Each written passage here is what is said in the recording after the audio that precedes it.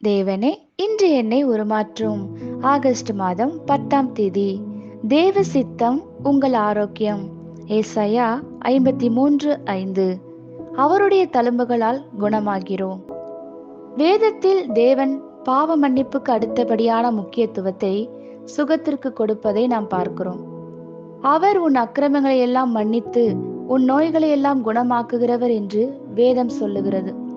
சொல்லப்போனால் இரட்சிப்பு சரீர சுகத்தையும் சேர்த்தே வருகிறது. இயேசு கிறிஸ்துவின் இரத்தத்தின் மூலம் எப்படி நம் பாவங்களை அவர் மன்னிக்கிறாரோ, நம் நோய்களை அவருடைய நொறுங்குண்ட சரீரத்தின் மூலம் குணமாக்குகிறார். சிலுவையின் முன்புறம் பாவ மன்னிப்பிற்குரியது. இயேசுவின் தழும்புகள் நிறைந்த சிலுவையின் பின்புறம் சரீர சுகத்திற்குரியது. மத்தேயு 8:17 நம்முடைய பலவீனங்களை அவர் ஏற்றுக்கொண்டு நம்முடைய நோய்களை சுமந்தார் என்பதை நாம் காணலாம்.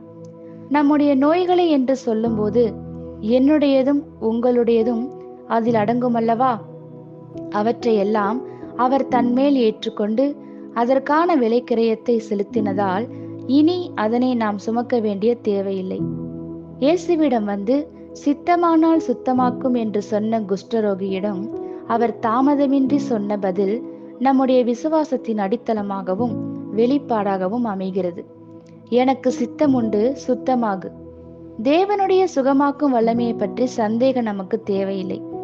தேவன் யெகோவா ராஃபா என்ற நாமத்தையுடையவராய் இருக்கிறார்.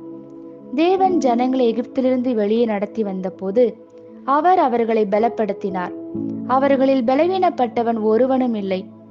தேவன் எகிப்திலிருந்து மீண்ட இஸ்ரவேல் மக்களுடன் ஏற்படுத்திய முதல் உடன்படிக்கை சுகத்திற்குரிய உடன்படிக்கையே.